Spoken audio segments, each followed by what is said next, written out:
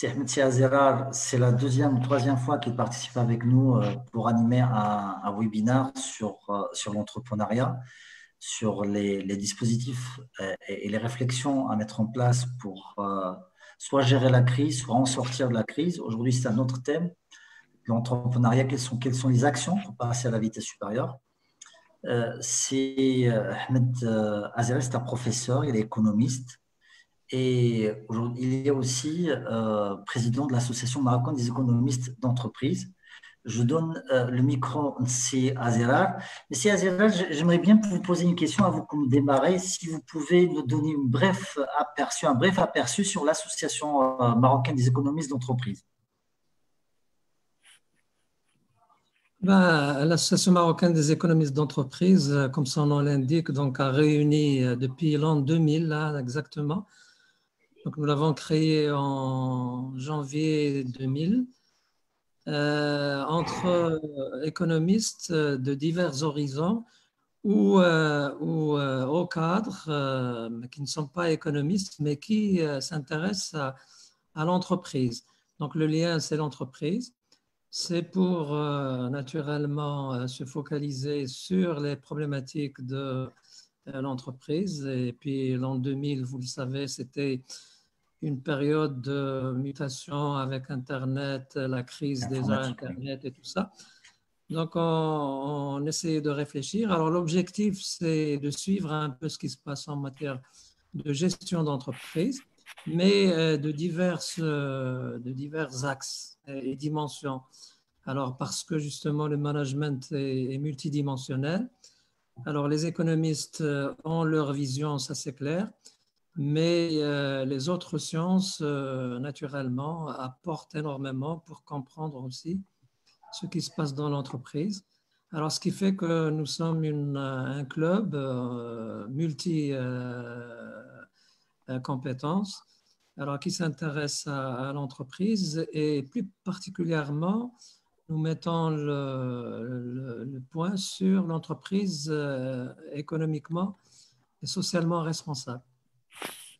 Alors, nous organisons des débats, nous écrivons, nous publions, nous essayons d'enrichir également la réflexion quand il s'agit de réformes. Nous avons donné notre avis déjà dans les premières années sur la réforme de la bourse et puis nous avions discuté également des problématiques de transparence et d'efficience dans l'entreprise. Nous avions également, et tout récemment, il y a eu beaucoup d'écrits sur le nouveau modèle de développement de divers angles. Alors, il y a ici Taha Oudghiri qui a écrit, il y a ici Hachami Nourdine, il y a moi-même. Et puis, nous sommes en train de travailler également sur une feuille. Je ne sais pas ce que c'est, mais en tout cas, c'est encore en cours. Ça va être probablement un mémorandum sur la place de l'entreprise dans le nouveau modèle de développement. Voilà, donc Alors, merci beaucoup, Azerar. Nous sommes dans un réseau également d'associations qui agissent à travers le monde. Voilà, donc puisque c'est un créneau qui est actif, alors tant dans d'autres pays, en France, en Tunisie et partout au monde, donc l'économie d'entreprise est une spécialité en soi, également dans les universités. Alors, ce que j'ai moi-même enseigné et que d'autres qui sont avec nous enseignent également.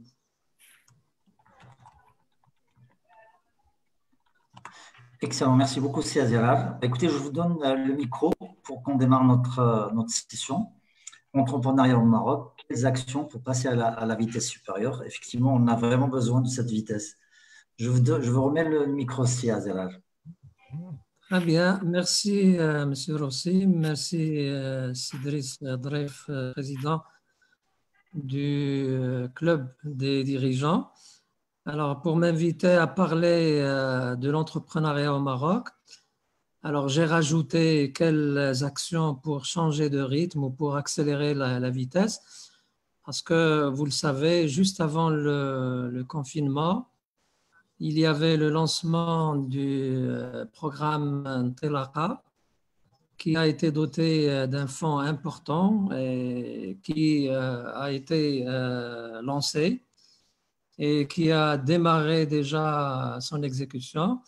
Alors naturellement, le confinement a quelque peu ralenti le rythme, mais c'est le moment, bien sûr, de reprendre et d'accélérer le rythme, d'où bien sûr le titre.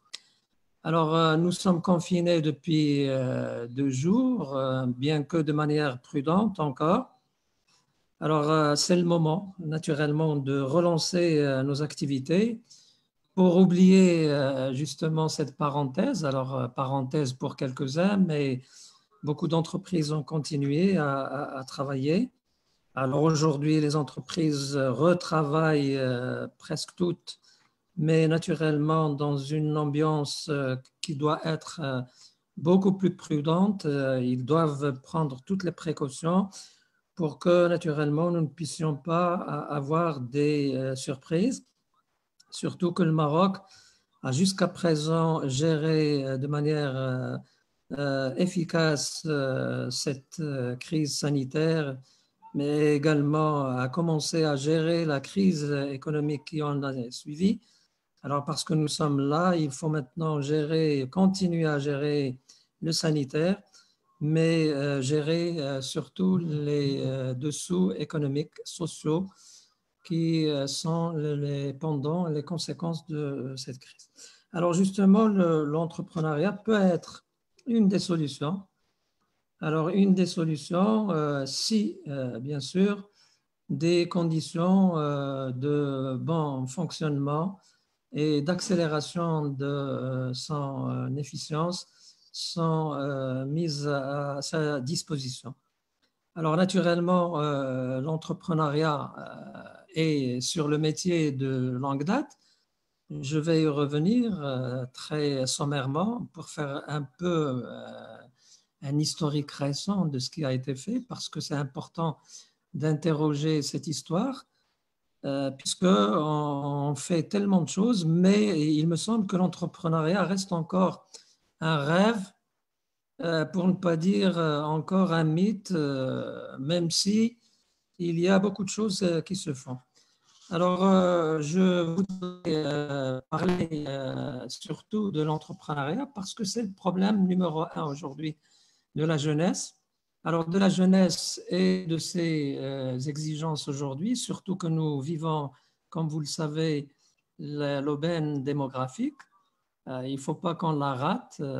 Il y a déjà des années qui sont passées, une décennie presque. Il faut qu'on puisse profiter de cette aubaine démographique.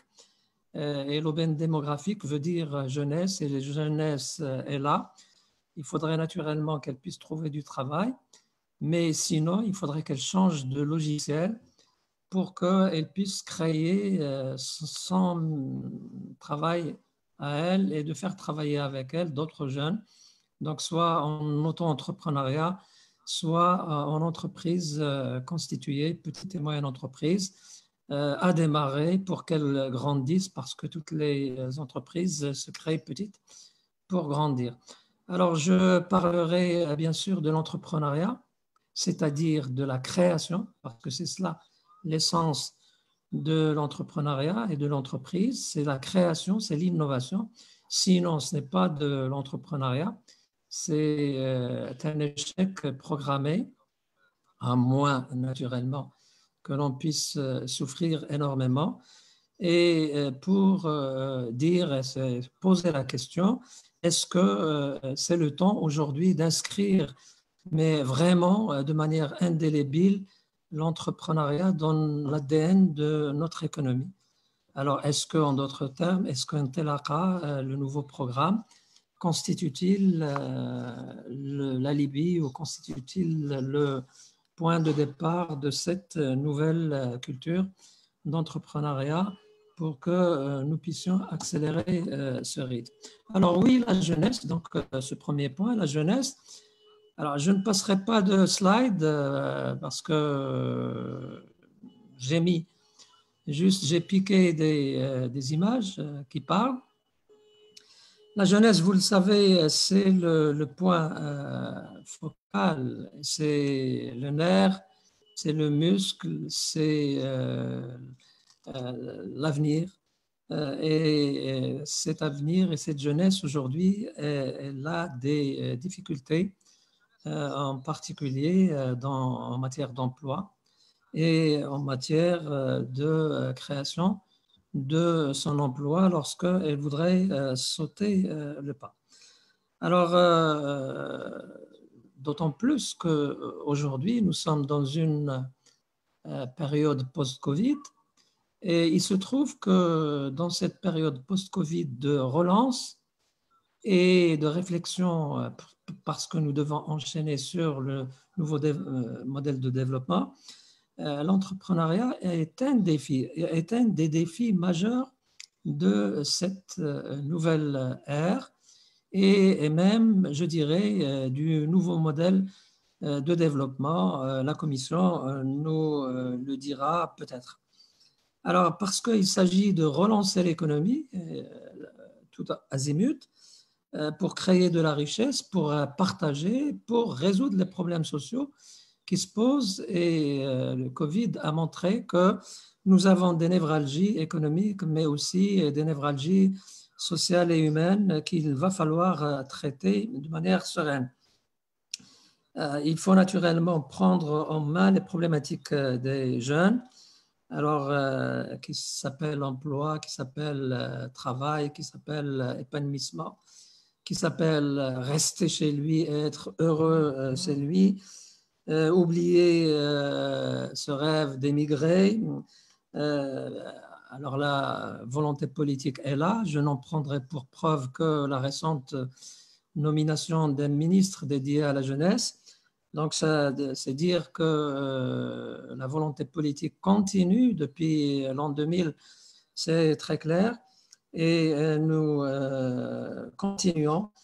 Alors, mais malheureusement, il va falloir aujourd'hui sérieusement faire confiance à la jeunesse et œuvrer de manière systémique à solutionner nombre de problèmes qui bloquent son épanouissement et qui créent des difficultés endémiques face à la création en général et à la création d'entreprises en particulier.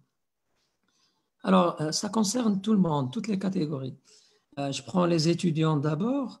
Alors, pour coller à l'actualité, je dois saluer. Alors, tout récemment, on a augmenté les bourses des étudiants après la couverture médicale. Ça va dans le bon sens, mais ce n'est pas suffisant. Alors, Covid a montré beaucoup de difficultés. Et je suis enseignant. Je suis écœuré de voir le digital si mal utilisé par le système d'enseignement, aussi bien public que privé, et a fortiori privé lorsque les familles payent cher. Donc ça, c'est dit, mais pas pour dénigrer, mais je sais que tous font un effort, mais c'est une réalité. Il y a un effort à faire à ce niveau. On a été surpris et les enseignants et les structures d'enseignement semblent avoir été également surprises comme le monde entier. Alors, il y a beaucoup de problèmes à résoudre, donc la qualité, le contenu de l'enseignement, la technicité, bien sûr l'aide des étudiants à être branchés, à être formés pour ça, à utiliser, ils le sont déjà, mais il faut énormément former aussi le corps enseignant, former les administratifs, alors et aussi changer de paradigme d'enseignement. Alors il faut naturellement être plus sur le concret, sur le pratique, sur le terrain, être dual même. Il faut aujourd'hui, il me semble, faire le pas de l'enseignement dual de manière précise parce que les stages, malheureusement, tels qu'ils se déroulent jusqu'à présent, ne donnent pas ce qu'on en souhaite. Alors surtout que tout le monde ne fait pas encore confiance aux jeunes. L'intelligence économique les conseille de dire il faut être attention aux stagiaires, ça risque d'être des sources de problèmes, pas seulement, Alors, les stages, c'est une des premières, parce que les stages, c'est là où l'étudiant apprend le métier, c'est là où il connaît et il faut qu'il y ait suffisamment de stages, mais de vrais stages, pas seulement données. Et surtout que, vous le savez, moi j'écoutais hier une émission sur une radio et les gens étaient écœurés de dire que les stages ont été arrêtés à cause de Covid, par exemple, à 60%, qu'il faut toujours un piston pour trouver un stage. Quand on vous donne un stage, c'est comme si on vous a donné de la charité. On vous donne un bureau et puis on vous met à faire des choses de subalterne. Ce n'est pas ça le stage. Le stagiaire doit être payé, il doit être pris en charge, il doit servir, il doit apprendre, il doit donner, il peut donner s'il est encadré. Alors, il n'y a pas seulement ce problème des stages, parce que j'en parle, parce que c'est durant les périodes de stage que l'on peut acquérir le virus de l'entrepreneuriat et que donc on peut aimer ne pas être salarié seulement, mais aimer créer son entreprise. Et donc, c'est une période, bien sûr, importante dans la vie de l'étudiant. Alors, c'est aussi la préparation des étudiants tout simplement au recrutement. On en fait depuis quelques années, mais ce n'est pas encore systématique, ce n'est pas suffisant. La problématique de la recherche, ça c'est une question très connue. La recherche, aussi bien en master, en doctorat, tellement de problèmes pour les étudiants, pour avoir l'information, la data, pour être encadré, pour être payé, parce que là, les docteurs, il faut naturellement qu'il ait, si ce n'est des bourses, mais consistantes pour qu'ils puissent vivre, parce qu'ils ont grandi, il ne faut plus qu'ils restent à la charge de leur famille. Mais si ce n'est pas aussi que l'entreprise doit également profiter de ces doctorants pour qu'elles puissent résoudre des problèmes et ils peuvent donner naturellement. Alors, le dépôt des brevets, des marques, ne pas voler, bien sûr, les créations de ces doctorants ou de ces chercheurs. Donc, il faut que ce soit leur propriété intellectuelle. C'est aussi un grand problème qui se pose à la recherche et aux chercheurs. Les publications, bien sûr, des chercheurs, il faut que ça soit facilité, il faut qu'ils soient aidés pour qu'ils publient, pour qu'ils puissent paraître dans les revues à comité de lecture, indexées et tout ça. Il y va du gagnant-gagnant, aussi bien pour le pays, pour augmenter et améliorer son classement dans les rankings, mais également pour les étudiants, pour les doctorants, pour les chercheurs débutants, surtout jeunes, pour qu'ils puissent apparaître et rentrer dans les réseaux mondiaux, parce que c'est comme ça que la recherche se fait aujourd'hui. Elle ne se fait pas en individuel, elle se fait en groupe. Ça, tout le monde le sait aujourd'hui et tout le monde en parle. Oui, bien entendu, le financement. Alors, l'épineux problème du financement de la formation et de la formation continue des étudiants, des salariés qui veulent se perfectionner, mais qui ne trouvent pas de financement ou des financements bon marché ou tout simplement également des, des possibilités pour que le marché, aussi bien ici ou ailleurs, des formations à forte valeur ajoutée puissent leur être ouvertes. Alors naturellement, l'entrepreneuriat aussi, et donc tous les problèmes de financement et de lancement de l'entrepreneuriat dont je vais parler, ils ne concernent pas que les étudiants. Il y a aussi les non-étudiants. Ils sont nombreux. Là, le bas blesse, je dirais, davantage, même si le chômage est en taux moins élevé dans cette catégorie, mais en masse, le chômage est plus important, bien sûr, pour cette catégorie, en particulier la tranche d'âge des 15-30 ans, 34 ans, et surtout pour les urbains et pour les femmes. Et les femmes, là, une problématique particulière, bien sûr, de l'entrepreneuriat, on doit en parler. la situation est encore plus difficile, puisque non seulement les femmes sont discriminées au niveau de l'accès au travail, elles ne sont aujourd'hui dans la population active nationale que 22 à 23% selon les statistiques. Mais en plus, toute la culture leur est encore défavorable, même si elle montre de plus en plus leur pertinence, leur efficacité et l'encadrement qu'en font les associations aujourd'hui actives telles que la FEM, ESPOD, etc., le montrent bien. Et pas seulement, il y a aussi beaucoup d'associations régionales, locales qui agissent et qui transforment l'environnement de l'entrepreneuriat féminin. Il faut continuer naturellement, surtout que le problème lié à la femme est compliqué et se rejaillit sur toute la société. Alors, naturellement, quand vous avez une femme qui n'a pas à 75%, les femmes ne trouvent pas d'emploi, donc c'est véritablement un problème social pour tout le pays. Alors la troisième catégorie, et celle-là c'est la plus encore grave, ce sont les ninis. Donc c'est la troisième population de jeunes qui ne sont ni en formation ni à la recherche d'emploi. C'est des gens qui sont hors système. Et le HCP a encore donné des statistiques pour attirer l'attention sur ces millions de jeunes qui sont nulle part et qui ne rêvent que d'autre chose ou qui font autre chose qui n'est pas du tout à valeur ajoutée ou qui rêvent, comme je le disais tout à l'heure, d'émigrer comme si l'immigration est encore la solution.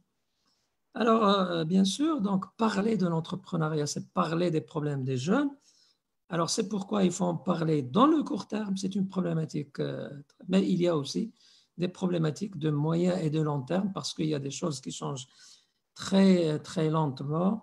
Je parlerai, et là, il faut une incursion historique pour qu'on comprenne que les choses changent certainement, mais de manière très lente, en particulier en matière de culture, et également d'écosystème et d'efficience de l'écosystème de l'entrepreneuriat, et également dans ce cœur de l'écosystème, l'enseignement et l'éducation et la formation.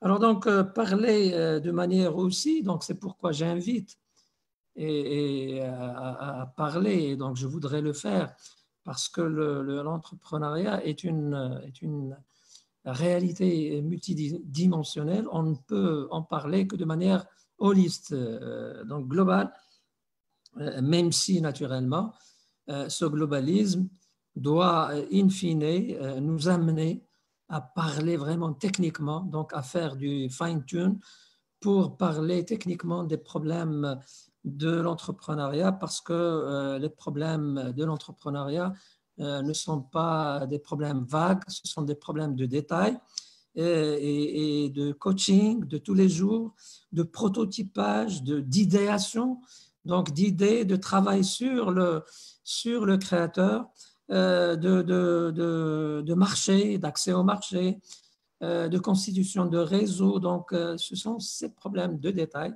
qu'il va falloir traiter et les conseillers, les consultants, les associations qui travaillent dans ce domaine, je vais en parler énormément et c'est le message fort que je voudrais faire tout au long de cette conférence, c'est d'insister sur l'intelligence collective en matière d'entrepreneuriat. Sinon, il n'y aura pas d'entrepreneuriat. L'écosystème doit être efficient et en particulier le travail associatif qui doit être vraiment un travail professionnel pour accélérer le rythme de l'entrepreneuriat.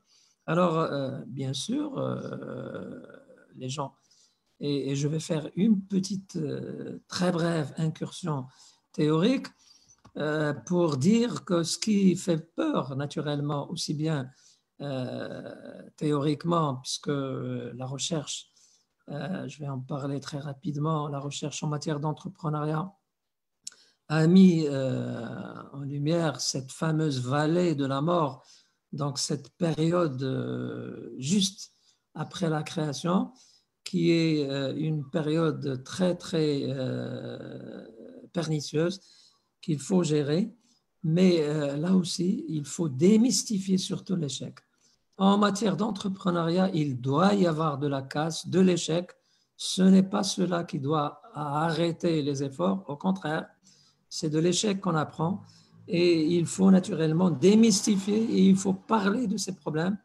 Et il faut payer aussi pour qu'on puisse avoir des échecs avant, naturellement, de pérenniser, parce que la question en entrepreneuriat, c'est la pérennisation, c'est la soutenabilité, c'est la résilience, bien sûr, de l'entreprise.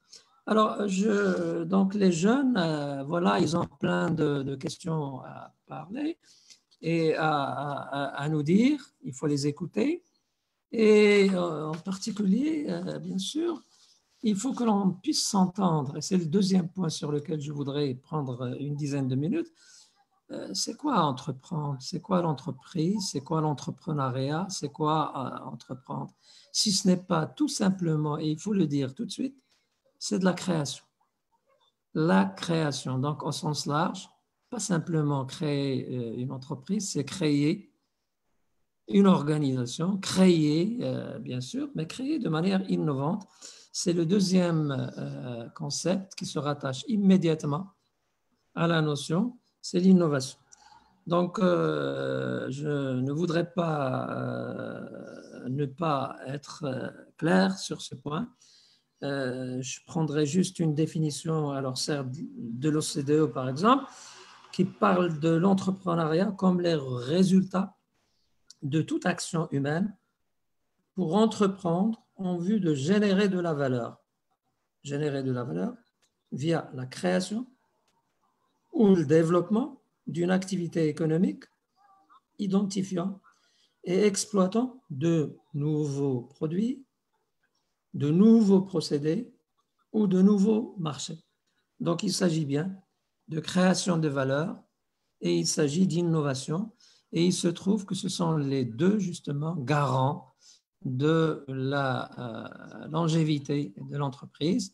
Autrement, ça va être une entreprise née sur des béquilles si elle n'est pas innovante et si elle n'est pas bâtie sur l'innovation à charge, bien sûr, d'en faire par la suite une entreprise innovante, donc qui va vivre constamment par l'innovation. Et c'est le secret de la continuité de l'entreprise et de la compétitivité, bien sûr, comme on le sait. Alors, c'est dire donc, bien sûr, l'entrepreneuriat est multidimensionnel, je le disais, depuis que Schumpeter, alors là, l'économiste connu qui a rattaché dans les années 30 l'entrepreneuriat de manière directe à l'innovation. Alors, ce qui est important, c'est de comprendre, bien sûr, que c'est multidimensionnel, c'est l'innovation, et que la première des choses sur lesquelles il faudrait que l'on puisse mettre le doigt, c'est la motivation qui est à la base de cette création. Donc, la motivation qui est à la base de l'entrepreneur. Qu'est-ce qui meut cet entrepreneur? Et donc là, la problématique est véritablement à ce niveau et tout le travail doit démarrer à ce niveau, déjà détecter ceux qui ont cette motivation et de créer de liberté, de s'épanouir, de croître, de rayonner, etc. Donc, toutes ces caractéristiques qui font un profil particulier de ce créateur, de cet entrepreneur, de cet amoureux du risque, parce que c'est risqué aussi de créer, et de délaisser la simplicité, la sécurité de l'emploi salarié quand on l'a, pour faire le pas et passer à l'entreprise. surtout que l'entreprise implique, on va en parler, parce que la deuxième partie directement liée à l'entrepreneur, c'est que l'entrepreneur, lorsqu'il crée, et cette motivation de créateur, va, si ce n'est pas dans ses plans et dans son business plan, que de s'écarter pour donner la gestion à une technostructure, à des salariés qu'il va choisir, il va être lui-même le dirigeant. Et donc, c'est une autre problématique différente de la création et de l'entrepreneuriat, puisque l'entrepreneur, et en particulier l'auto-entrepreneur et le créateur de petites et moyennes entreprises, va non seulement être entrepreneur, créateur, innovateur, etc., pour assurer un business plan qui va tenir la route, mais en plus, il va mettre la main à la pâte, il va être dirigeant, il va être gestionnaire, et là aussi, donc c'est toute une autre, naturellement, une autre facette de cette problématique dont je ne vais pas parler naturellement, puisque je veux me consacrer sur l'entrepreneuriat et sur les aspects qui peuvent l'accélérer, comme on a choisi le thème de cette intervention. Alors, naturellement, justement, l'entrepreneuriat aussi, sur le plan théorique, c'est d'où cette multiplicité aussi des intervenants et des théoriciens, parce qu'il faut des théoriciens aussi pour aider à la compréhension de cette problématique de l'entrepreneuriat. Et il se trouve que ceux qui doivent aider à comprendre cette dimension ne sont pas que des économistes. Au contraire, c'est toutes les sciences humaines qui doivent être impliquées, toutes les sciences sociales, psychologie, sociologie, etc., histoire, géographie, naturellement toute la science économique et la gestion, donc ça fait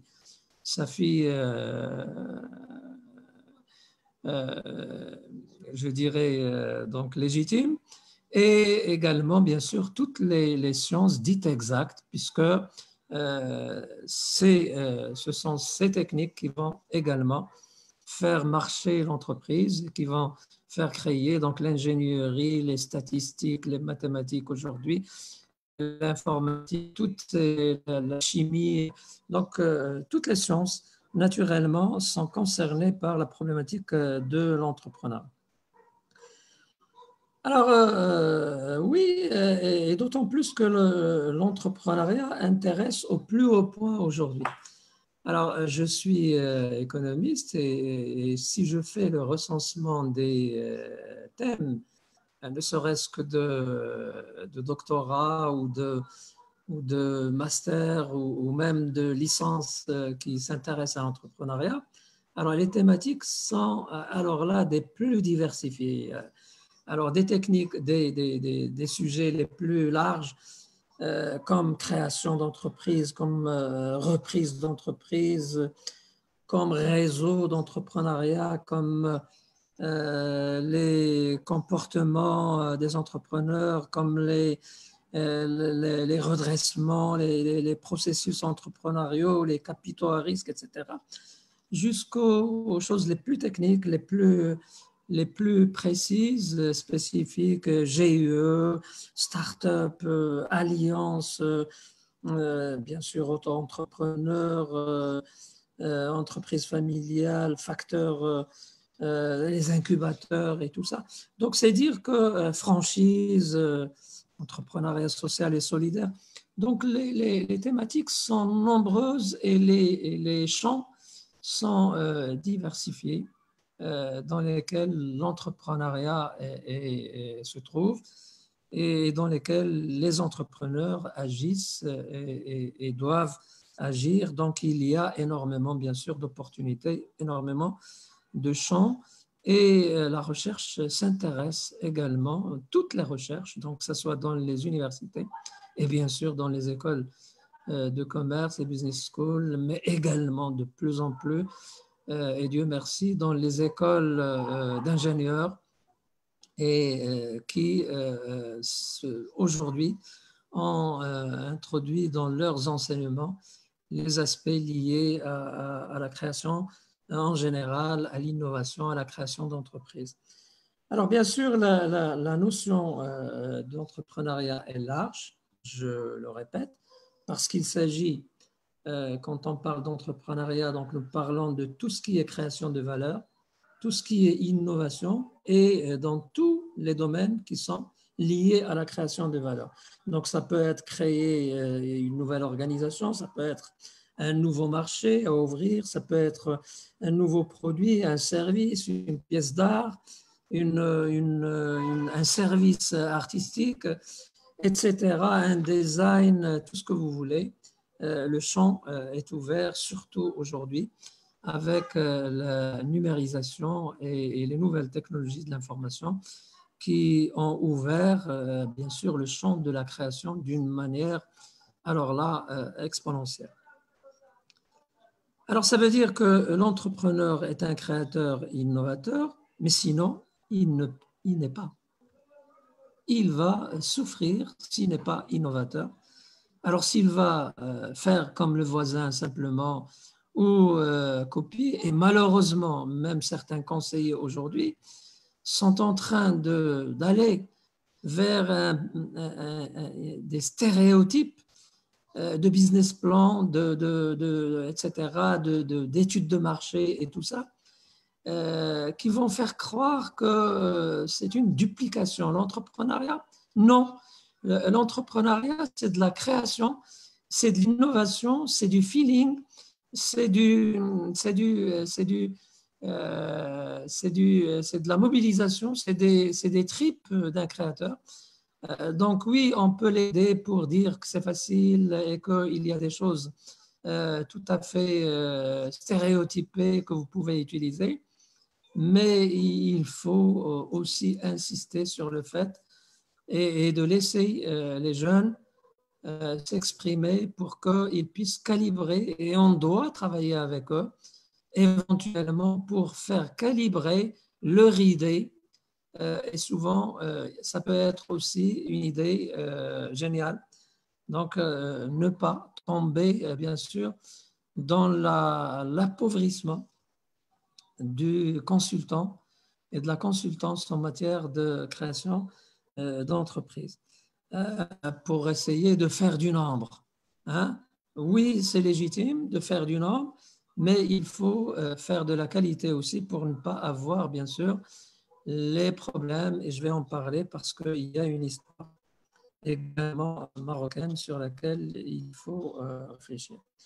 Alors bien sûr, en plus aussi de créer et d'innover, souvent dans les PME, je disais tout à l'heure, le chef d'entreprise, le créateur, va être gestionnaire et il faut aussi parler avec les créateurs de cette problématique pour leur dire que naturellement, la vie de l'entreprise, c'est une vie longue, hein, et c'est une implication et c'est un investissement dans le temps, et qu'il y a des aspects, alors là, humains, financiers, techniques, de culture internationale, d'innovation, de leadership, donc de management tout simplement, qui va devoir être enseigné, si ce n'est pas dès le début. Il faut en tout cas que l'entrepreneur soit conscient que entreprendre, c'est aussi certainement gérer. Et la gestion, c'est une autre dimension des choses. Alors, je disais naturellement, est-ce que aujourd'hui nous sommes décidés à placer et à inscrire l'entrepreneuriat dans l'ADN de notre société et dans notre économie? En tout cas, si on fait un peu d'historique, il faut qu'on soit fier quand même de ce qu'étaient les Marocains avant la colonisation, avant le choc du capitalisme. Alors, avant le choc du capitalisme, l'empire marocain était des empires de commerce. C'était des empires de commerce lointains, transsahariens. C'était aussi des empires industriels, rappelez-vous. L'industrie du sucre, l'industrie de l'armement, qui ont fait l'histoire des empires marocains. Donc, alors naturellement, depuis toujours, le commerce intérieur, l'artisanat, les métiers, les corporations de métiers, les métiers et leur organisation ont été les caractéristiques de nos villes qui restent aujourd'hui encore visibles et qui témoignent d'une histoire d'entrepreneuriat assez importante. Malheureusement, on a échoué, comme l'ont fait d'autres pays, de passer de ces corporations, de l'artisanat vers l'industrie. Alors, pour la simple raison, peut-être que d'abord, il y a eu des problèmes chez nous dans les corporations. Hein? Nous n'avons pas réussi à les faire évoluer. Et puis également parce qu'il y a eu le choc de l'incursion colonialiste et capitaliste venue de l'extérieur avec une production capitaliste avancée de série qui a concurrencé de manière mortelle notre économie. Alors, bien sûr, Dieu merci, nous avons beaucoup, depuis, bien sûr, déjà la Deuxième Guerre mondiale, mais surtout depuis l'indépendance. Alors, beaucoup d'étapes ont été, bien sûr, franchies. Je ne voudrais pas m'attarder, je voudrais juste parler donc de l'an 2000, hein, depuis l'an 2000. Alors, après tout ce qui a été fait, donc la mise à niveau dont on a parlé tellement durant les années 80-90, avec toutes ces mutations de l'économie nationale vers la libéralisation, vers l'ouverture, mais également vers l'incitation à la création d'entreprises, marocanisation, privatisation, création d'entreprises. Mais il y a à ce niveau aussi, naturellement, le ratage que nous avons vécu en réalité dans la mise à niveau. Parce que la mise à niveau n'a pas été faite comme il se doit. Et il se trouve que nous traînons aujourd'hui des tares dans nos entreprises, puisque nous nous retrouvons, valeur aujourd'hui encore, et Covid l'a montré, avec des entreprises fragiles en majorité. Bien sûr, il y a des champions, il y a de grandes entreprises très structurées, et elles sont là, leurs résultats parlent pour elles, mais il y a la majorité aussi des entreprises donc, sur lesquelles il va falloir faire un travail à côté, bien sûr, du développement et de l'incitation à la création de nouvelles entreprises. Alors, bien sûr, l'État a engagé depuis de longue date, excusez-moi, je prends une seconde pour fermer la fenêtre parce qu'il y a du bruit.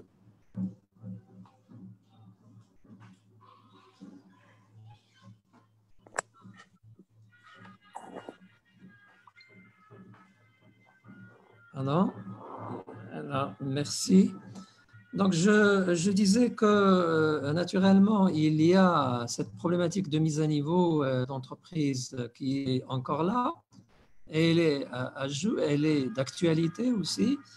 Mais il y a ce que nous espérons, c'est celui de faire avancer, bien sûr, l'écosystème, tout l'écosystème de la création d'entreprises. Et Dieu sait qu'il y a eu énormément d'essais. Alors, depuis le fameux CNJA, une expérience mitigée, bien entendu, mais c'est une expérience en passant par tout ce qui a été fait. Fonds Hassan II, bien sûr, qui continue et qui a qui s'est impliqué tout récemment, bien sûr, dans Telaka, on va en parler.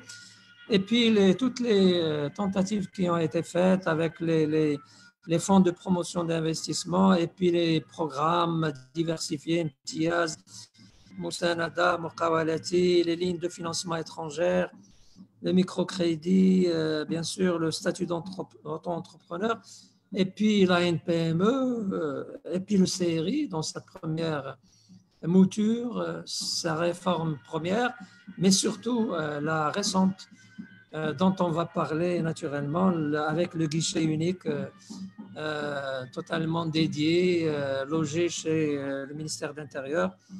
Donc avec la nouvelle, mais il n'y a pas que ça, il y a aussi l'INDH, il y a toutes les infrastructures qui ont été créées, les zones industrielles, les technopoles, les agropoles, les plans sectoriels, hein, tous les plans sectoriels.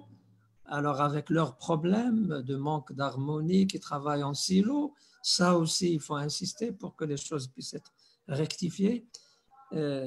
Voilà. Et puis nous arrivons à l'actualité, Saint-Telaka, avec ses 8 milliards de dirhams et tout ce qui s'ensuit, avec les promesses bien sûr d'évolution de cet écosystème dont je parle, mais également avec un travail associatif nouveau, avec de nouvelles institutions, et je parle du CRI.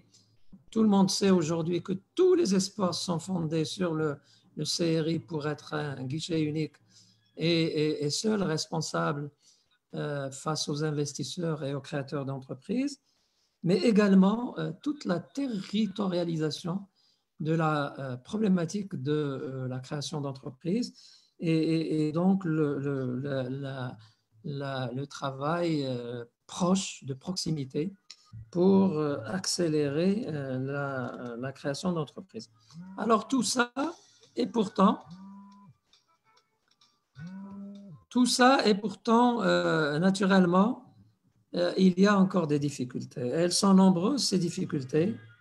Vous le savez, les chiffres, donc je ne voudrais pas alourdir haute mesure donc mon intervention, mais il y a des faiblesses en matière de création d'entreprises, elles sont là, il faut qu'on le dise clairement.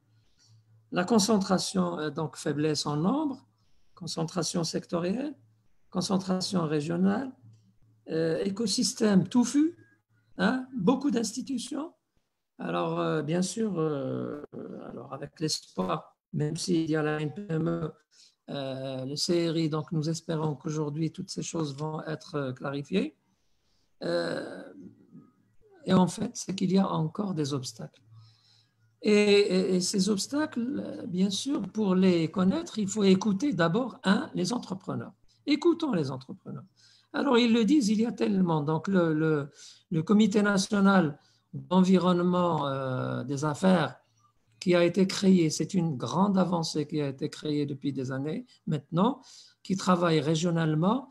Alors, il y a encore des difficultés donc, qui remontent, qui sont là. Alors, je ne prendrai pour preuve que la récente réunion qui a encore mis le doigt sur les difficultés liées au cadre juridique,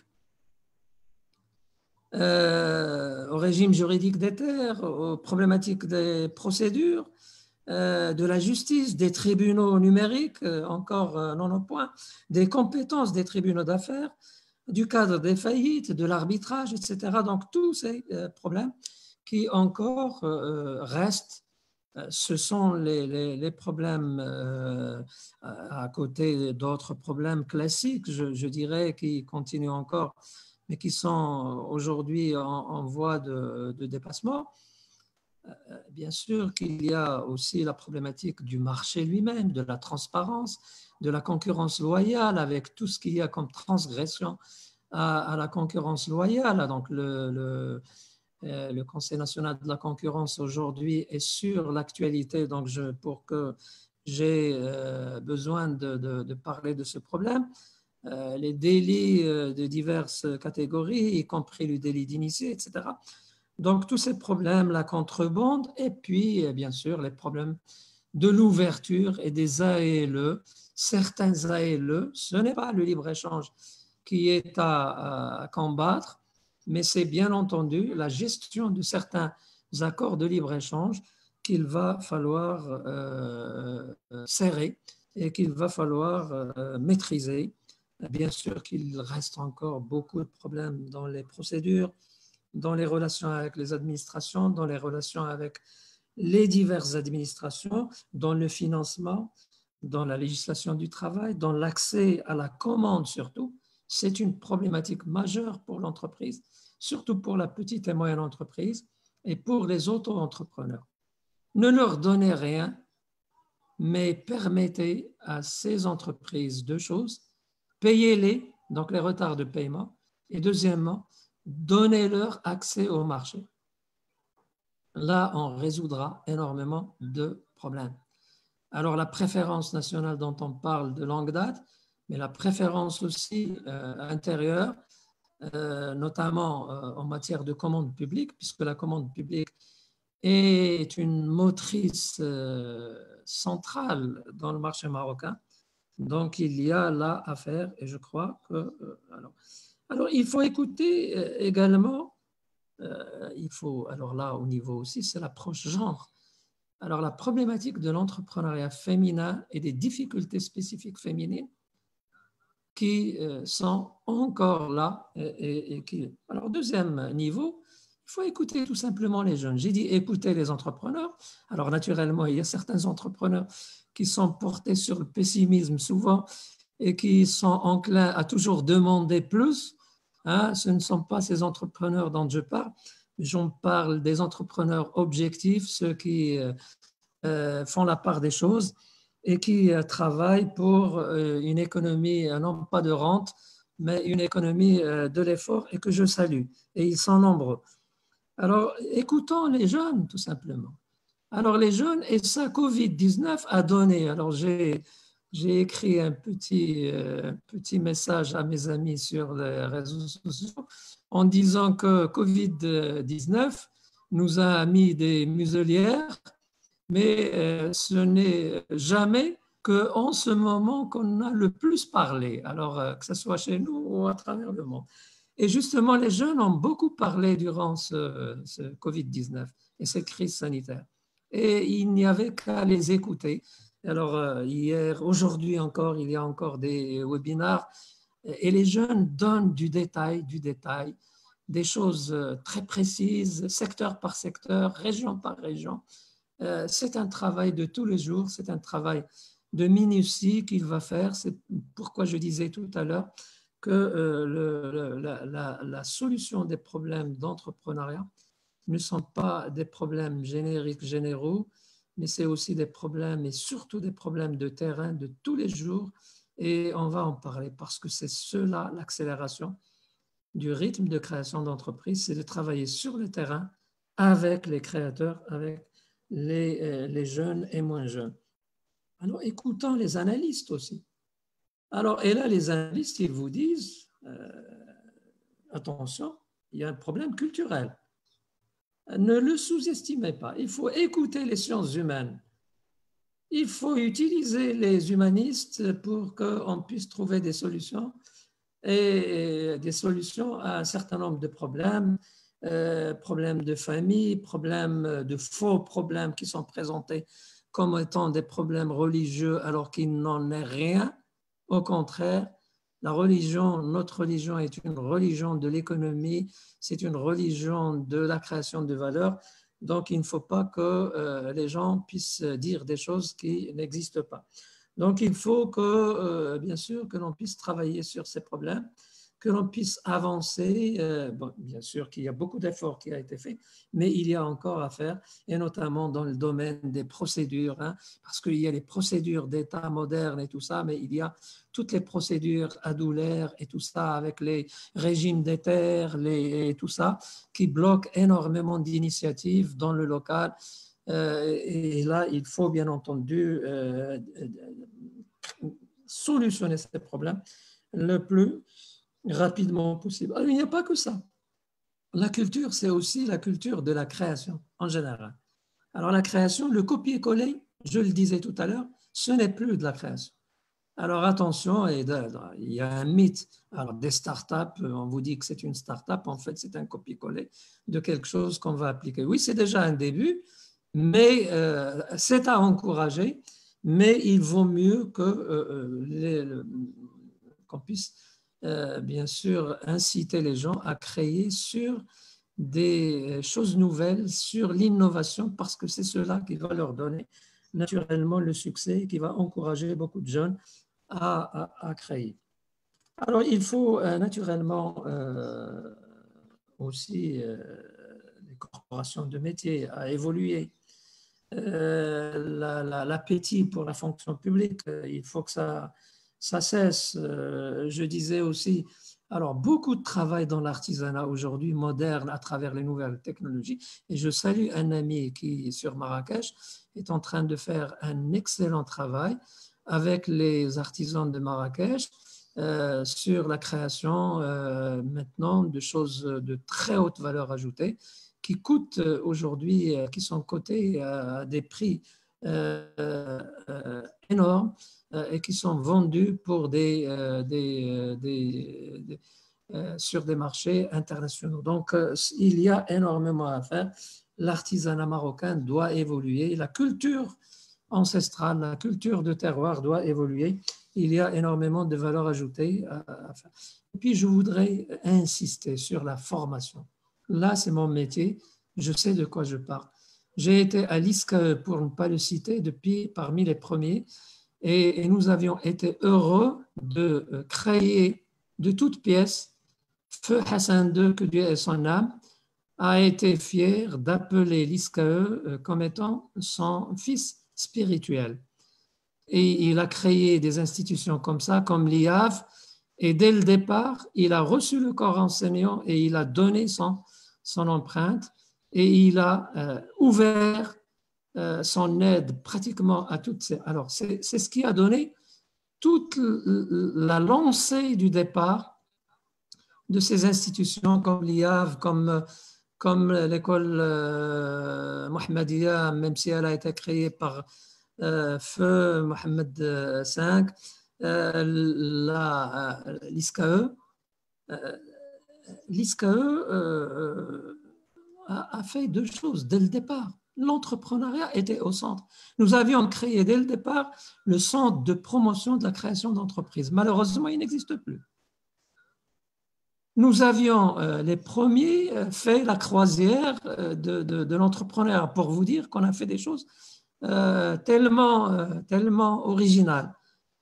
Toutes les jeunes associations et même la Fédération des jeunes créateurs ont été créées dans les années 80 à l'ISCAE. Je continue, l'international était présent. Feu Hassan II, que Dieu ait son âme, nous a intimé l'ordre rapidement de créer l'ISCAE Guinée qu'on a créé. Ça a été fait en 4 ans. Guinée ISCAE a été non seulement créé, mais donné carrément en partenariat sud-sud dans le tout début des années 90, là où personne ne parlait encore de partenariat et de co-développement sud-sud. Imaginez si on avait continué sur cette lancée. Alors, on avait dit à l'époque, est-ce qu'on peut continuer? Il y a eu malheureusement un certain nombre de décideurs qui nous ont dit non, ce n'est pas encore le moment, etc. Alors, imaginez. Donc, je vous dis que c'est pour vous dire qu'il faut revenir à cette fougue de création, d'innovation, et je suis heureux que certaines universités, alors l'université notamment Mohamed VI est en train de travailler dans ce sens. Vraiment tout l'espoir est mis sur cette nouvelle dynamique pour qu'on puisse retrouver cet esprit d'entrepreneuriat qui a fait que des écoles comme, alors bien sûr, il faut citer les nouvelles écoles, les business schools aujourd'hui, les ENCG, toutes les écoles d'ingénieurs, qui travaillent aujourd'hui de manière sérieuse pour développer l'entrepreneuriat, surtout qu'aujourd'hui, il y a énormément de possibilités avec le digital, avec l'ouverture, avec l'information. Alors, pas toujours, parce que l'information, ça reste un des problèmes de difficulté pour la création et pour l'entrepreneuriat. Il faudrait qu'on en parle. Donc, je disais l'enseignement et toute la problématique de l'enseignement, pas seulement, mais c'est l'école, c'est le lycée, c'est les universités, c'est les écoles spécialisées, c'est l'OFPT et c'est tout le système privé aujourd'hui qui doit se mettre dans ce... Alors, ce n'est pas l'enseignement, ce n'est pas des garderies, c'est un métier à valeur ajoutée. Il doit mériter, bien entendu, l'effort et le prix que payent les familles. Sinon, naturellement, il faut militer pour une école publique, une école publique qui doit être vraiment notre ADN et qui doit être la source d'où peut partir cette nouvelle stratégie d'accélération de la création.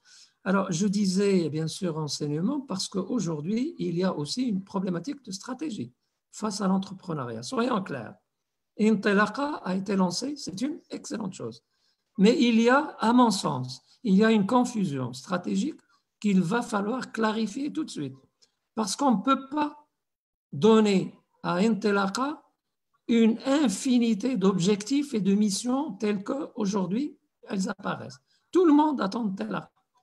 Alors les PME, les PMI, les auto-entrepreneurs, les entreprises moyennes, la relance entrepreneuriale, etc. La mise à niveau des entreprises, la lutte contre l'informel, les startups, c'est beaucoup de monde, c'est beaucoup d'objectifs. C'est des problématiques différentes. C'est bien de centraliser dans un fonds pour qu'il puisse apparaître, mais il faut que les stratégies de chacune de ces espaces, j'allais dire de création, puissent naturellement être stratégiquement cernées pour qu'il y ait de l'efficacité. Il y a beaucoup d'attentes aujourd'hui pour Intelaqa qui a repris, donc il faudrait que l'on puisse être clair sur la stratégie. Depuis le temps qu'on parle d'une véritable stratégie Business Act, Small Business Act, il est temps que l'on puisse réaliser, surtout que la majorité des entreprises, surtout que l'informel, on veut aujourd'hui le formaliser, donc il faudrait que l'on puisse saisir cette occasion pour que notre stratégie puisse être clarifiée. Alors, parce qu'il y va de l'efficience. Alors, j'en ai parlé tout à l'heure, l'écosystème est complet. Il y a tellement de monde, d'institutions, de programmes, d'intervenants.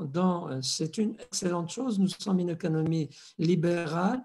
Plus il y a bien sûr d'acteurs, mieux c'est, mais il faut un minimum d'harmonie stratégique par un État stratégique pour que les choses puissent avoir une efficience.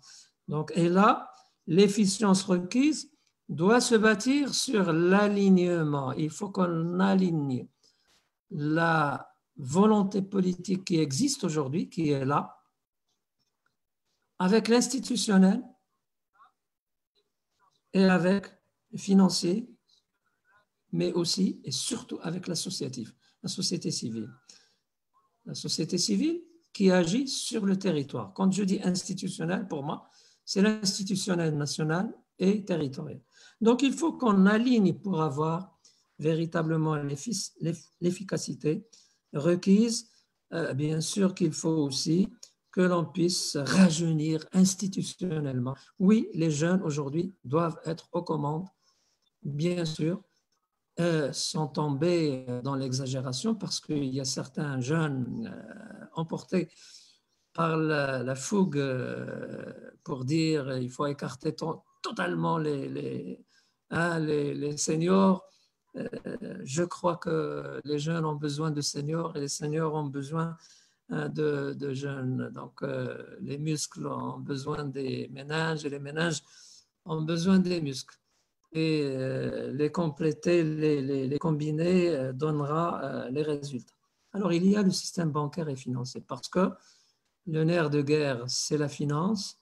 Alors là, il y a beaucoup à dire. Je ne sais pas si j'ai encore du temps. Je vais prendre 5 minutes pour parler justement de ce qui est fait. C'est excellent. Il y a beaucoup de choses qui se font et les récentes décisions de Banque el Maghreb, bien sûr, sont réjouissantes.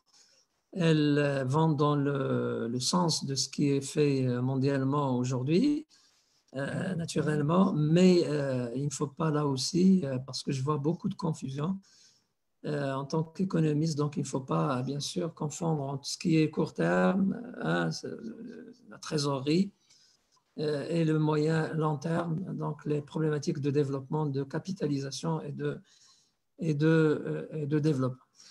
Il faut naturellement, aujourd'hui, la politique monétaire et du crédit ne peut pas marcher toute seule. Le policy mix doit être synchronisé. Alors, le budgétaire, alors nous attendons la loi de finances rectificative, qui doit être bien sûr en harmonie avec les objectifs de la politique monétaire et du crédit, mais il faut des politiques structurelles. Donc, il faut, alors ce triptyque ne peut pas ne pas être ensemble pour pouvoir réussir en matière de création et d'entrepreneuriat, parce que l'entrepreneuriat va être au centre de toute cette politique globale économique de l'État.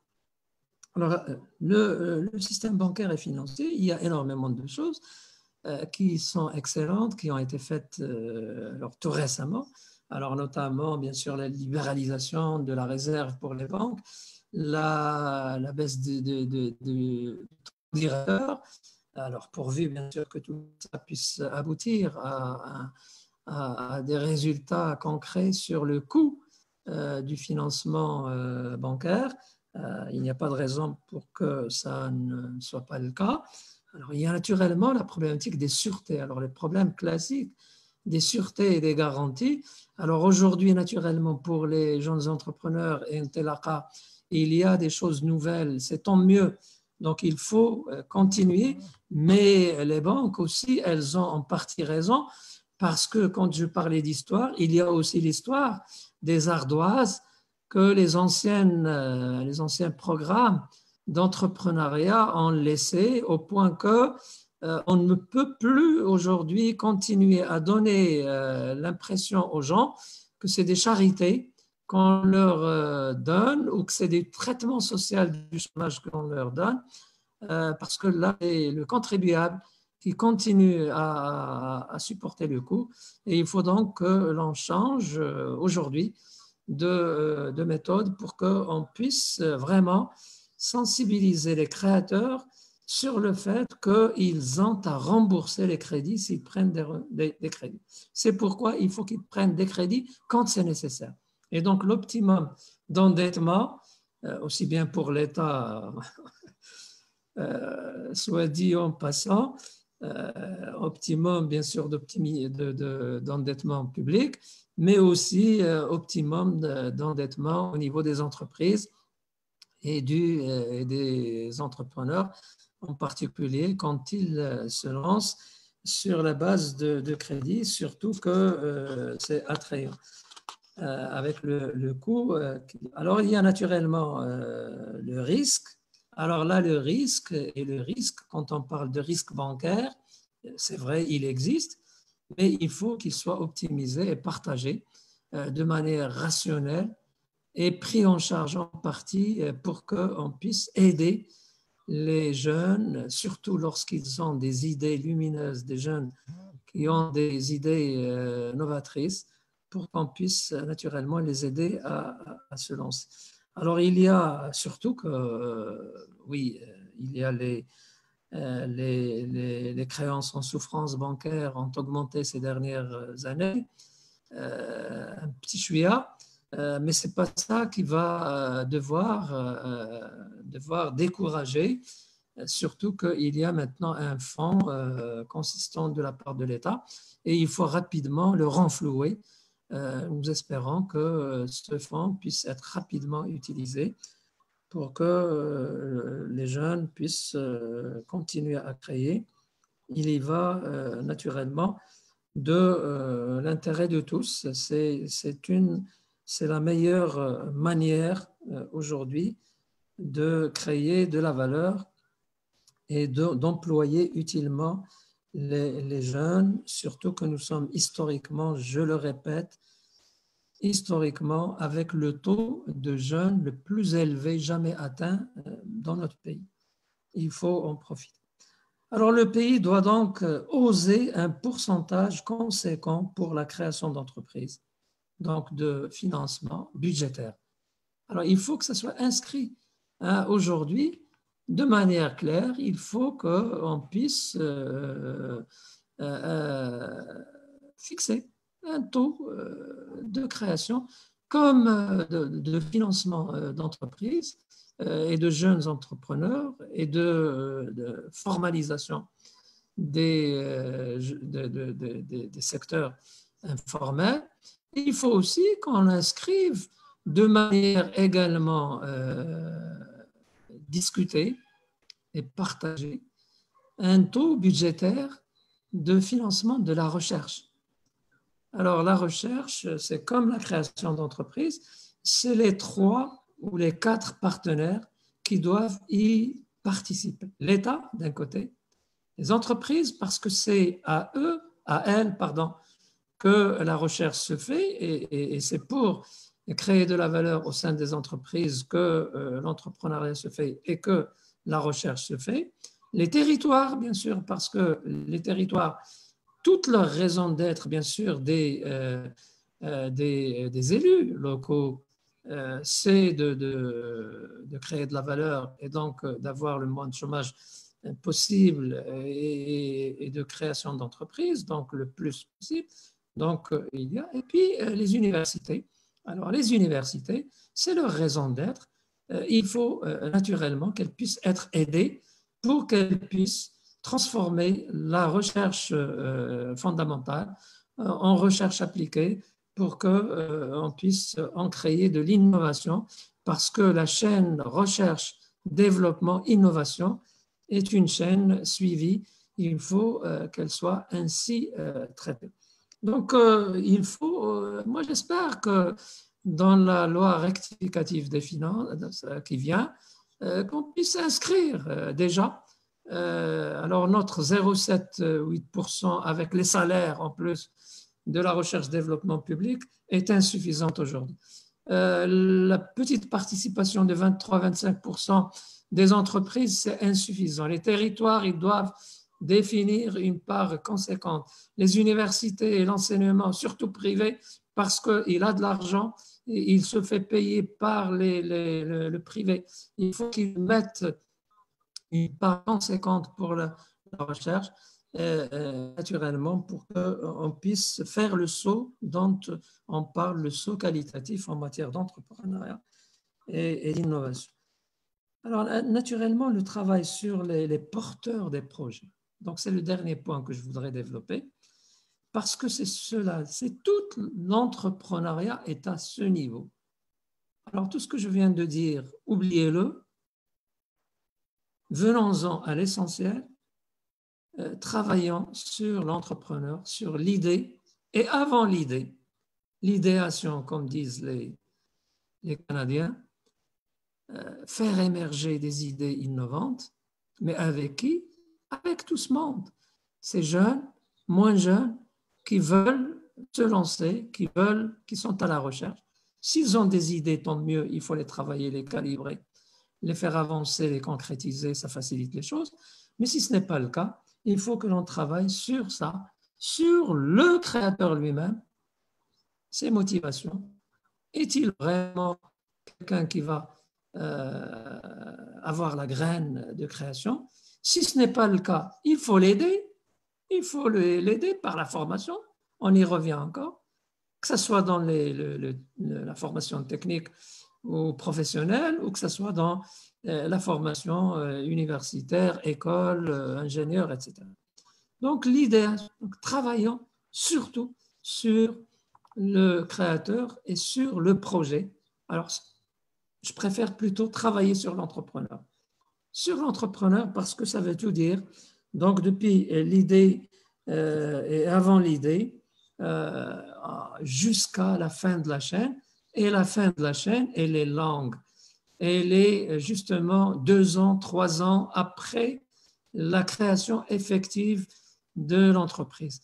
Alors, entre-temps, donc, il y a toute une chaîne donc, qui vient, comme je l'ai dit, d'avant l'idéation, passant par l'idéation, par la formation, par le coaching, par les procédures de création. Et donc, avec les séries aujourd'hui, donc les guichets uniques, ça facilite les choses. Et puis, bien entendu, la suite, le réseau, le marché, parce que c'est cela l'essentiel. Comment faire, bien sûr, que cette création puisse aller dans le marché qu'elle vise, qu'elle a créé par son innovation, qui existe déjà. Et puis, naturellement, tout le reste, parce qu'il y a le reste, ce n'est pas de la tarte à la crème, c'est le management. C'est tout le management de l'entreprise avec toutes ces lois, ces normes, son tact, son savoir-faire, son leadership, etc. Tous ces éléments également sur lesquels on doit travailler avec les créateurs pour qu'ils puissent assurer la réussite de leur projet. Alors, naturellement, ce travail, c'est le vrai problème. Travail d'accompagnement, parce que j'ai écrit un papier juste lorsque Ntelaqa a été annoncé, qui a été publié sur Forbes. J'ai été étonné hier de voir qu'il a été liké par plus de 170 000 likes. C'est phénoménal. Ça veut dire que les gens, effectivement, sont d'accord sur la problématique essentielle de la création entrepreneuriale chez nous, c'est celle de l'accompagnement. L'argent, aujourd'hui, existe. À la limite, il peut... C'est encore des difficultés, soyons sérieux, mais il y a essentiellement donc le travail au niveau de l'accompagnement des créateurs et l'accompagnement au niveau local, au niveau de leurs écoles, de leurs centres de formation, de leur université, de leur école d'ingénieurs, mais également là où ils sont, en dehors, c'est-à-dire il faut les ramener aux associations parce qu'il y a, pas tout le monde est à l'université, alors ce sont surtout les non scolarisés qui veulent aussi créer, Dieu merci, nous avons vu l'engouement, nous pourrons que les farachas et tout ça, avec l'informel qui représente 40 ou plus de pourcentage de la population active aujourd'hui. Donc, ça veut dire qu'il y a de l'envie, il y a du potentiel. Il faut naturellement amener ces gens-là pour les former, pour les encadrer. Et il faut que le système associatif, qui doit travailler non seulement au niveau national, mais au niveau local surtout, doit être professionnel. Alors, fini les associations bidons qui sont créées pour présider ou pour être vice-président ou je ne sais quoi. Pour d'autres raisons, c'est tant mieux si ça sert, mais il faut naturellement que le professionnalisme de l'associatif aujourd'hui, c'est d'ailleurs une création. Alors, la nouvelle association entrepreneuriale d'aide et d'accompagnement des entrepreneurs, c'est déjà la première aujourd'hui création, c'est la première entreprise à réussir chez nous. Alors, je ne dis pas qu'il n'y a pas d'associations qui aujourd'hui font de l'excellent travail, au contraire, ils en existent énormément. Mais il y a malheureusement beaucoup, beaucoup, beaucoup de n'importe quoi, d'associations et d'associatifs qui sont là juste parce qu'ils veulent exister, ou même ils veulent plus, pour que je ne dise pas de mal, bien entendu. Alors, naturellement, l'associatif, aujourd'hui nouveau, est la clé de voûte. Et je crois, c'est ce le message que je voudrais faire à la fin de mon intervention, c'est de fournir donc un accompagnement professionnel, c'est de fouiner, de chercher les pépites, hein, les créateurs, de les affiner. Hein, donc, il y a des diamants bruts, il faut les affiner. Il faut les informer. Il faut informer. L'information et la data, c'est un grand problème chez nous encore. Alors, je viens d'apprendre par l'actualité comme vous que le HCP risque de passer encore chez une autre administration. Moi, sincèrement, franchement, et je le dirai clairement, nous attendons plutôt la création d'un institut, un véritable institut de l'information, des études comme un INSEE en bonne et due forme, professionnel, qui puisse répondre à la chose dont nous avons besoin aujourd'hui, puisque l'information, c'est l'input le plus essentiel. Avec les ressources humaines, bien avant la finance, c'est l'input le plus essentiel. Alors, de grâce, pas encore une tentative ratée que d'inclure le HCP dans une administration.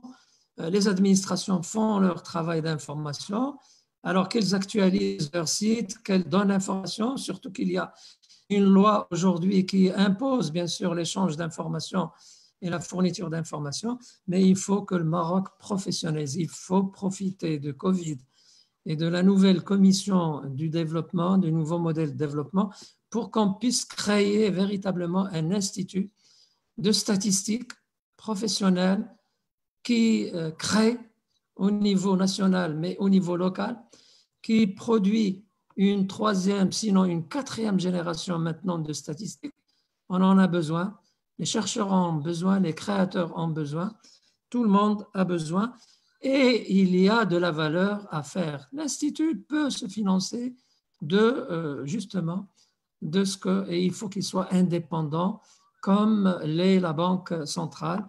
Il faut que ça soit hors politique parce que l'information doit être neutre, elle doit être disponible pour les créateurs et pour les associations aujourd'hui pour lesquelles je suis en train de militer.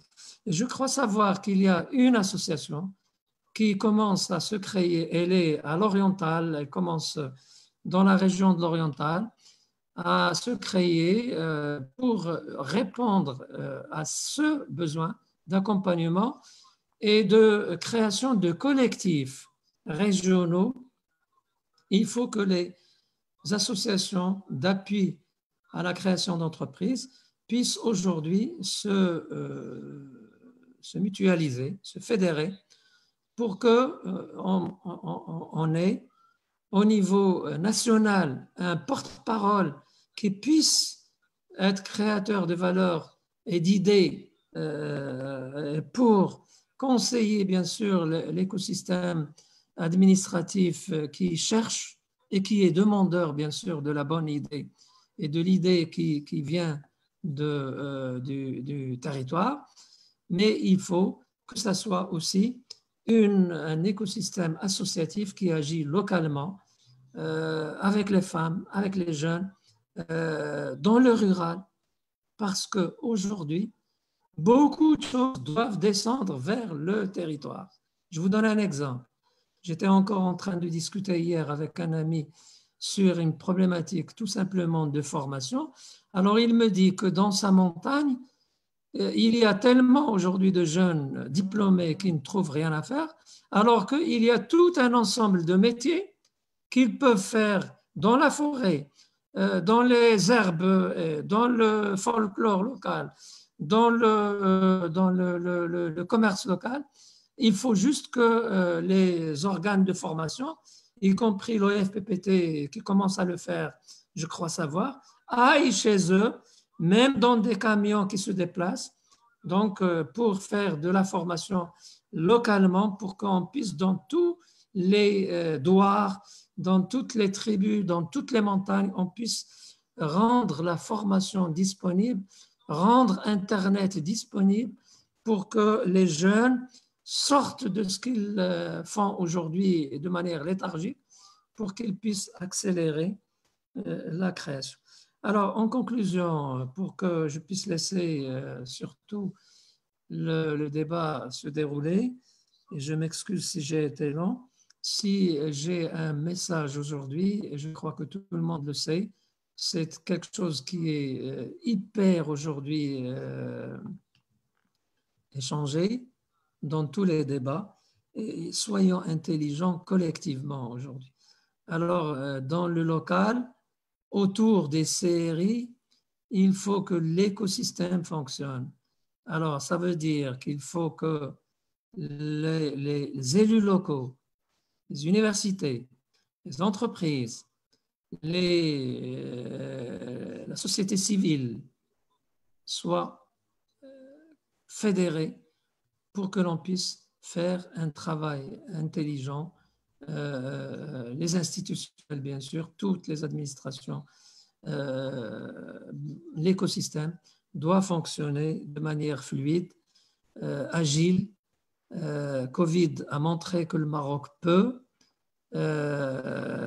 il veut, donc il peut.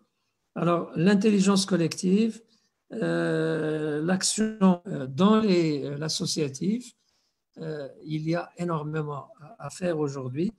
Nous avons l'argent, vous avez l'argent créateur.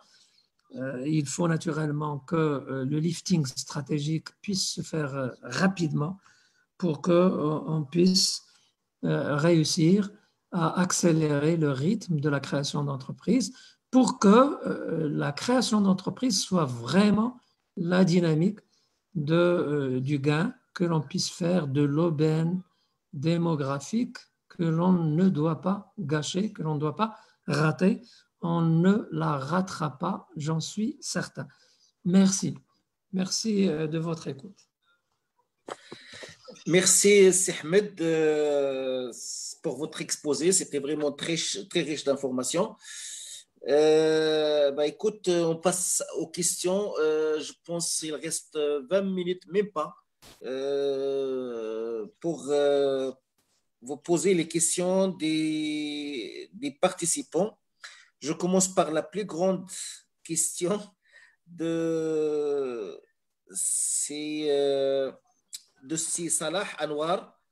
Il a dit cela fait plus de 60 ans que nous sommes indépendants. Arrêtons d'avoir l'argument de la colonisation directe.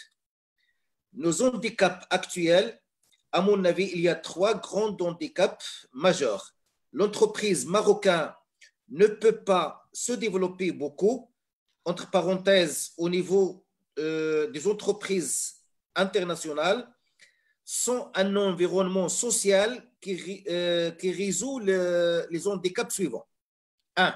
L'handicap numéro 1, le Maroc n'a pas de projet social. Il faut remédier à cet grand handicap en instituant un projet social. 2. La fonction d'un système d'enseignement public et gratuit par l'excellence est généralisée partout de la crèche pour les enfants jusqu'à l'université et les grandes écoles. 3.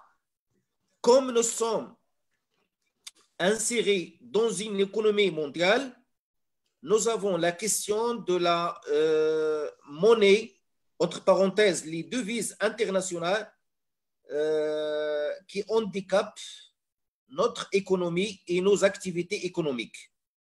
Comment créer, par exemple, une monnaie commune entre les entreprises maghrébines pour débuter, point, cette monnaie unique pour être créée entre les entreprises marocaines, algériennes et tunisiennes, entre parenthèses, uniquement entre les entreprises, pour pallier les problèmes de change.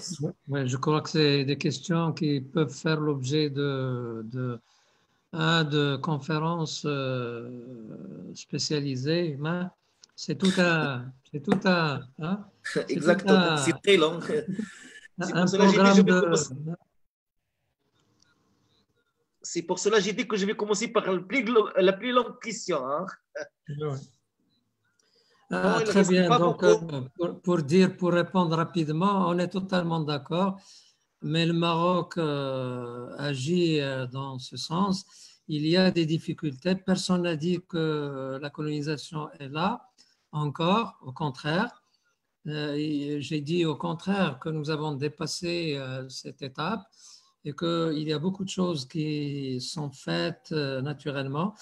Et c'est pourquoi j'ai choisi aujourd'hui le thème d'accélération. Il faut accélérer. Il faut accélérer ce que nous faisons. Et nous avons les moyens d'accélérer. Il faut juste que l'on travaille ensemble de manière synergique et qu'on puisse naturellement mobiliser les territoires là où il y a la richesse, il y a les potentiels de création. Voilà, donc quant à la monnaie, Maghreb, etc., donc tout ça, c'est un deuxième niveau. La création aujourd'hui, on doit être d'accord sur le fait que l'on crée pour le monde. Hein, la mondialisation est ouverte. Alors, je ne suis pas de ceux qui croient que Covid-19 va arrêter la mondialisation. La mondialisation va tout simplement se rectifier. Elle va changer un certain nombre de ces aspects. Il faut que nous maîtrisions notre mondialisation parce que c'est cela. Il faut que nous soyons précautionneux. Mais la mondialisation sera là et les marchés internationaux seront là. Les chaînes de valeur mondiales vont muter, elles vont changer. Nous avons énormément de possibilités et d'opportunités.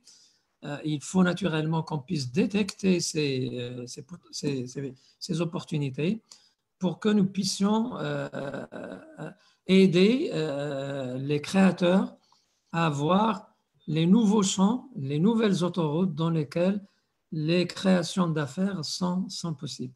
Alors naturellement, il faudrait aussi que l'on puisse continuer à attirer l'investissement direct étranger et en particulier avec l'axe aujourd'hui nouveau, l'axe vertical nord-sud, dans lequel nous devons agir encore plus puisque nous avons commencé et nous, aujourd'hui, Covid donne raison. Il faudrait que nous puissions mobiliser nos partenaires subsahariens pour que nous puissions agir ensemble pour maîtriser et augmenter nos chaînes de valeur, dans des chaînes de valeur régionales qui puissent avoir de la visibilité sur les chaînes de valeur mondiales et que l'on puisse élargir le marché d'action pour nos produits et services. Merci Sihmid pour votre réponse. Je passe à la question de Madame Asma Kharrad. Il a dit tout à fait d'accord avec vous par rapport au programme Intilaqa 1 et 2. Le problème est dans l'humain, ceux qui gèrent ces programmes et les mettent en œuvre. Je parle de tous les partenaires du programme. Oui, Intilaqa aujourd'hui, je crois que le discours de Sa Majesté et puis ce qui a été dit dans Intilaqa sont très, très clairs. Alors, revenir à ce qui se faisait avant n'est plus permis. Il y a aujourd'hui des défis, et j'ai commencé par là, présents, que Covid-19 a encore accentué. L'entrepreneuriat est une des solutions.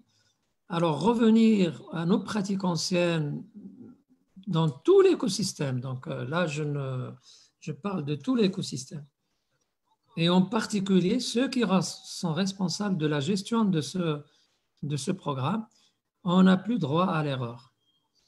On n'a plus droit à l'erreur. Le guichet unique doit fonctionner, le financement doit être fluide et souple.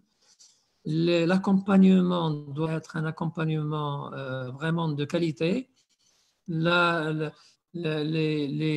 L'information doit exister, etc. Donc, toute la chaîne doit fonctionner aujourd'hui. Je le répète, c'est une chaîne. La volonté politique est là. Il faut que l'institutionnel suive et il faut que les acteurs, et en particulier localement et dans les territoires et associatifs, doivent suivre pour qu'il puisse y avoir l'efficience requise. Alors, je suis d'accord à 1000% que ceux qui gèrent ces programmes doivent être aujourd'hui des gestionnaires comme Covid-19 nous dit qu'il soit aujourd'hui. C'est un nouveau type de gestionnaire. Merci, Ahmed, pour votre réponse. Il y a encore une question dans ce sens de Sinourdine Hamdani. Voilà, Sinourdine Hamdani. La plupart des projets financés par le programme Telaka sont des projets sans aucune valeur ajoutée, entre parenthèses, café, restaurant, atelier de couture, etc. C'est comme si le Maroc a encore besoin de ce genre d'entreprise. Il y en a tellement que personne n'arrive à s'en sortir. Il va falloir limiter ces autorisations et instaurer et imposer une certaine distance entre les cafés et restaurants. Oui, vous avez raison. On a besoin de tout ça. On a besoin, bien sûr, des projets de proximité. Ça, c'est inévitable. Alors, un café, ce n'est pas le même café, hein. Donc, innover dans un café qui produit une qualité donnée ou qui reçoit d'une manière nouvelle, innovante, sera une affaire qui fonctionnera mieux que le café d'à côté ou les cafés d'à côté. Quand on parle d'innovation, ce n'est pas un simple mot qu'on avance. L'innovation est un mot générique. Il concerne tous les aspects liés à la création de valeur. Hein? Donc, innover dans les projets, naturellement, les startups, les projets innovants et tout ça, ce sont les choses qui sont souhaitables, qui sont requises aujourd'hui. Il faut les développer et c'est un travail particulier qu'il va falloir faire sur ça. Ça se fait déjà dans les sphères concernées. On a créé des technopoles qui font du travail. Il faut continuer. Les jeunes sont dans leur écosystème et il n'y a qu'à s'y rendre pour voir le travail qui s'y fait. Mais il y a encore beaucoup de difficultés puisqu'ils ont notamment des problèmes de fonds d'amorçage. Alors, c'est pourquoi deux idées tout simplement. Alors, beaucoup de monde parle aujourd'hui de revenir à l'expérience publique d'une banque publique de la petite et moyenne entreprise. Certains pays, y compris développés, pour en parler, ont fait le pas. Ils sont revenus à la création de banques spécialisées dans la petite et moyenne entreprise. Pourquoi pas? Ce n'est pas parce que nous avons eu un problème et que l'environnement de l'époque voulait aller dans une logique également de concentration et de privatisation de notre système bancaire, qu'aujourd'hui on ne peut pas revenir au niveau public pour réfléchir à cette banque vraiment spécialisée, petite et moyenne entreprise, pour accompagner accompagner la nouvelle dynamique de création. Deuxièmement, un des problèmes majeurs, c'est le fonds d'amorçage. C'est tout simplement avoir les fonds déjà, pardon, déjà pour l'idéation, pour le prototypage, pour l'amorçage. Et là, il faut résoudre cette problématique. Alors, il y a eu un certain nombre de fonds qui ont été créés, limités, qui ont bien fonctionné. Il faut que ce soit systématique, systémique. Il faut naturellement qu'il y ait ces fonds d'amorçage publics, je le répète, parce que la création aujourd'hui est une problématique d'intérêt public et il faut naturellement que l'on puisse résoudre ces problèmes. Alors maintenant, je le répète, la stratégie doit être clarifiée. On ne peut pas aujourd'hui s'attendre à ce que le fonds Intelaqa puisse résoudre tous les maux et toutes les difficultés de toutes les catégories socio-professionnelles des entreprises et des créateurs. Donc, il faut que l'on soit clair, il faut qu'il y ait une clarté pour qu'on puisse avoir de l'efficience. Merci, Ahmed, pour votre réponse. Je pense qu'on arrive à répondre à une troisième question rapidement. Ça sera bien parce qu'il y a beaucoup de questions et beaucoup de commentaires. Mais malheureusement, on n'a pas assez de temps. On doit démarrer un autre webinaire à 18h pile. Ça veut dire qu'on doit terminer ce webinaire à 20h moins 5 maximum. Donc voilà, il y a une autre question de Sibrdad Boubnan qui dit entrepreneuriat dit qu'il y a derrière un investisseur et tout investisseur aux entrepreneurs doit pour investir ou entreprendre avoir des garanties d'État et un environnement économique, social et politique sain comme je l'ai signalé auparavant. Parlons de ces facteurs. D'ailleurs, le thème dit les actions pour passer à la vitesse supérieure et ne sortons pas du sujet. Bon, moi je transmets la question telle qu'il est. Oui, alors je crois que c'est une répétition, mais c'est une question importante. L'environnement des affaires est une donnée connue. Alors, le Maroc travaille et il avance, donc du moins sur les statistiques globales, puisque aujourd'hui nous sommes 53e dans le classement mondial de la Banque mondiale, mais ce n'est pas ce qui doit nous permettre de dormir sur nos lauriers. Tout l'écosystème, bien sûr. Alors, il y a les comités, comme je vous l'ai dit, régionaux, des environnements d'affaires qui discutent et qui traitent les problèmes aujourd'hui pratico-pratiques, tant au niveau national qu'au niveau régional. C'est excellent, il faut continuer. Mais il y a, et moi j'écoute aussi les associations des petites et moyennes entreprises qui aujourd'hui encore, et Covid a encore leur a donné la parole pour dire que tout cet écosystème s'intéresse en fait à la grande entreprise, à la limite à l'entreprise moyenne, et que la micro-entreprise, le secteur informel, les nouvelles créations ne sont pas encore suffisamment écoutées. Je suis totalement d'accord sur un certain nombre d'aspects. Alors, je vous disais tout à l'heure, par exemple, la demande, parce que la demande, moi, entreprendre, c'est le marché. S'il n'y a pas de marché, il n'y a pas d'entreprise, il n'y a pas de rentabilité, bien sûr. Alors, et la demande publique est essentielle. Il faut naturellement que le marché, que les paiements, que l'accès à la demande, que l'accès au marché puisse être possible, moyennant une concurrence saine, moyennant même une préférence.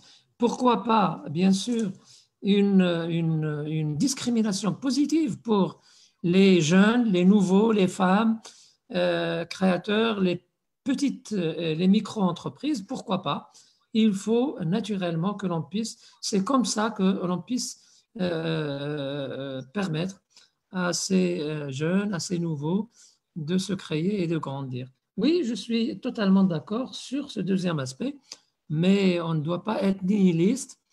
Le Maroc n'existe pas d'aujourd'hui. Il y a une économie, et Dieu sait, je conclurai de manière optimiste, sachant que nous avons été agiles pour faire beaucoup de choses dans ce Covid-19. Il faut qu'on continue. Il ne faut pas qu'on lâche les brides. Attention. Mais il faut surtout que la relance puisse être réussie. Il y a beaucoup de difficultés, beaucoup de problèmes économiques et sociaux. Et l'entrepreneuriat est une des briques sur lesquelles il faut qu'on travaille ensemble. Donc, il faudrait que l'on puisse agir selon une mentalité nouvelle, collective, entre tous les acteurs, sachant que la responsabilité de l'État est essentielle, celle de l'administration. C'est elle qui a les manettes pour donner le là, pour que le reste suive. Et si le là est donné naturellement, le reste va suivre. Et j'espère que nous réussirons et il n'y a pas de raison pour qu'on ne réussisse pas. Je vous remercie. Je remercie bien sûr le CDD et je remercie ceux qui ont suivi ce débat. Je vois sur Facebook beaucoup de gens de valeur qui ont suivi, qui sont des acteurs très actifs sur la question. J'ai été pour donner quelques messages avec un message fort, il me semble aujourd'hui, l'associatif au niveau local doit être professionnel pour accompagner de manière professionnelle. C'est là le besoin. Merci, Ahmed. Merci. C'est très gentil de votre part. C'est vraiment très, très, très, très important, très, très riche. Malheureusement, on n'a pas pu répondre à toutes les questions posées par nos chers participants, faute de temps, parce qu'on a un webinaire tout de suite, on va démarrer tout de suite. Donc, je tiens à vous remercier tous. Et je ne sais pas si Ahmed il peut aussi animer un autre webinaire si son agenda le permettre la prochaine fois parce qu'il y a beaucoup, il y a quoi à dire. Moi aussi, j'avais 2 ou 3 questions. Malheureusement, je n'ai pas pu les poser, faute de temps, comme j'ai dit tout à l'heure. Et voilà, je vous donne rendez-vous à très, très bientôt. Maintenant, si vous voulez assister à notre webinaire à 18h, autour de... Attendez, si vous permettez. Alors... Alors, ne gavez pas vos... Les stratégies, alors autour des stratégies, les stratégies numériques sont-ils différents en fonction des marchés existants? Voilà. Très bien. Belle question. Merci bien. Au revoir. Merci, Ahmed. Merci, chers participants. À très vite. CDD. Au revoir. Merci. Au revoir. Au revoir.